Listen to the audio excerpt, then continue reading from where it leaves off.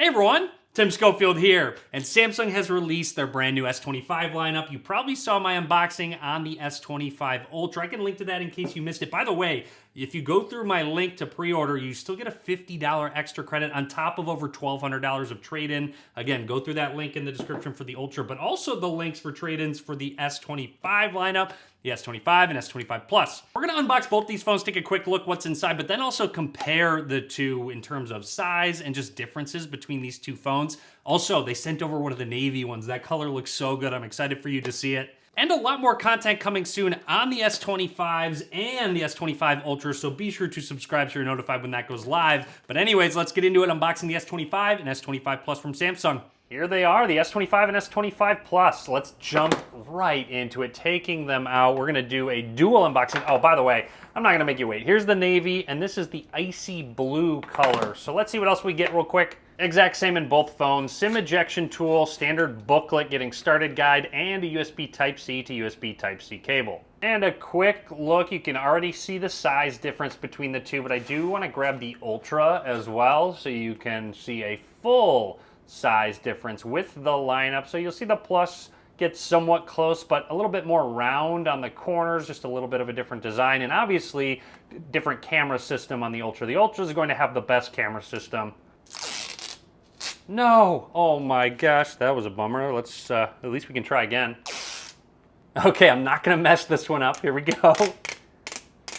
There we go. So much more satisfying. Anyways, I'm going to boot these phones up, but let's take a closer look and compare the hardware. Down at the bottom, SIM card slot, microphone, USB Type-C port, one of the speakers. With the bottoms aligned, you'll notice just a bit of a different placement of the power button and volume rockers, and obviously the height difference as well. Fairly minimal camera bump overall. And up towards the top, just some microphones. And then along the left side here is your antenna for mobile network service. Close look at those two colors. Definitely different. You can get either of these colors in the lineup. There's a lot of really good ones this year on the S25 and S25 Plus. Close look at that triple camera system. Exact same in both phones. A 50 megapixel wide angle lens, a 12 megapixel ultra wide angle lens, and a 10 megapixel telephoto lens. So you'll notice a big difference in telephoto shots and even ultra wide on the Ultra compared to these two.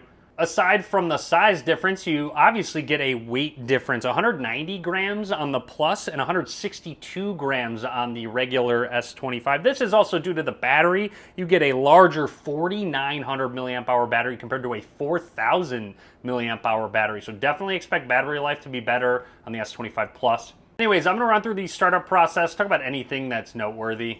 You get an in-display fingerprint scanner on both of them. I just want to see if they are in a different position when the bottom of the phone is lined up. It does not seem so. It seems like they're in the exact same height when you have the bottom of the phone lined up. And I found the fingerprint on the Ultra has been fantastic, really accurate, really quick, and I expect it to be the exact same on these phones. We can test that out once we are on the home screen. It is moving around, just setting it down. There we go. You can add more if you'd like to. You do get personal data intelligence, which is new from Samsung, which will take a ton of information and suggest actions based on fitness data, media play history. There's a lot more. You can read it if you'd like to. This is stored on device, and you can go in and delete this data at any time. You're all set up and ready to go. Let's compare those displays.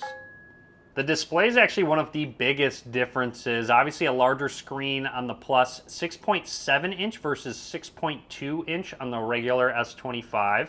You do get an adaptive refresh rate on both 1 to 120 hertz. Seems like it's enabled out of the box, but there's a big difference here. The resolution is different, and it kind of makes sense considering the size of the display, but I want to see if I can show that off to you. So going into display settings, yes. So you'll notice on the S25, you can't change the screen resolution out of the box because it's a 1080p display, whereas you get a 1440p on the Plus model, but out of the box, it's set to 1080p. It'll help save battery life, of course, but if you want to take full advantage, make sure you go into display settings and switch it to that 1440p resolution. So that is a big difference between the two. And then also motion smoothness, you can bump it down to 60 hertz, again, if you'd like to save battery life.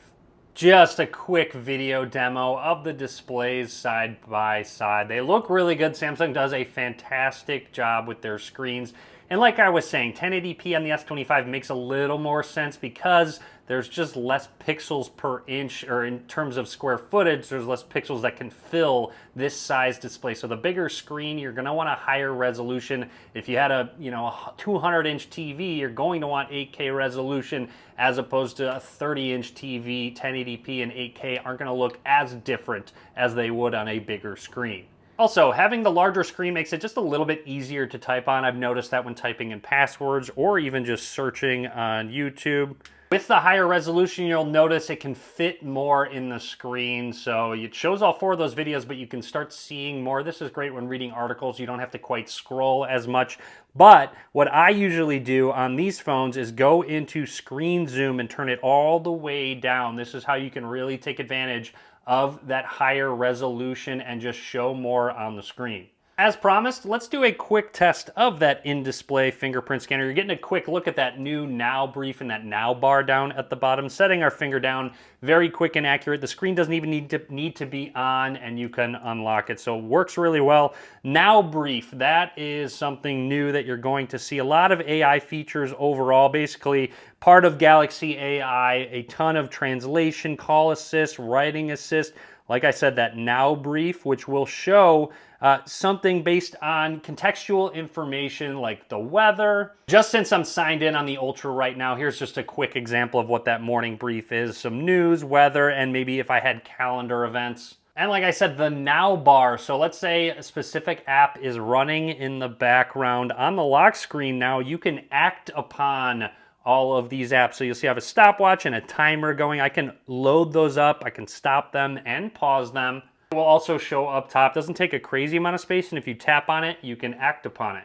Those live notifications work with a group of different apps and pulls from sports from Google, clock, your music, your audio. So if you're playing from Spotify, that will show up. So hopefully more developers start adding support for these. Quickly jumping into our camera application, let's just snap some quick pictures. Very quick shutter speed overall, going into that 0.6 lens, 1x, 2x switching, 3x, and we can go all the way up to 30 times. That is obviously digital zoom. The 3x is where you have optical zoom. Now for video support, it actually has 10-bit HDR out of the box that's enabled. Plus, you can go all the way up to 8K 30 frames per second or 4K 60 frames per second.